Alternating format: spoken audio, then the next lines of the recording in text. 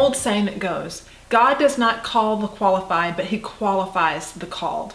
Hi, I'm Marian Jordan Ellis, and this is 5 Minutes in the Word with Redeemed Girl Ministries. And our verse today basically tells us just that. God doesn't call us complete and whole and ready to be used as perfect people. God calls us where we are, and then by his Spirit, he empowers us to do what he's called us to do. Today's scripture verse is from Joshua chapter 1, verse 9, and it says, "Have I not commanded you? Be strong and courageous. Do not be terrified. Do not be discouraged, for the Lord your God will be with you wherever you go."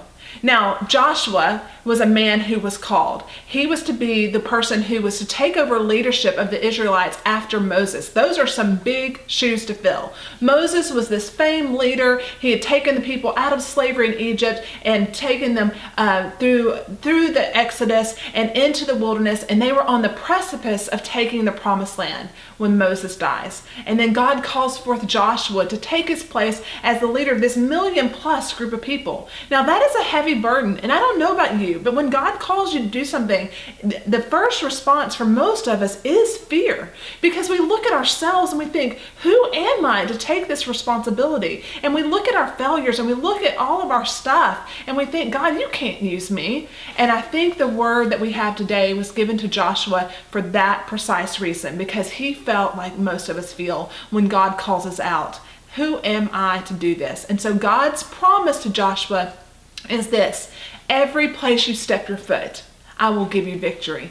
Every place you step your foot, I will be with you. So God promises Joshua that he will be victorious, that he will fulfill the call that he's put on his life, not because Joshua is some supernatural great leader, but because God is with him.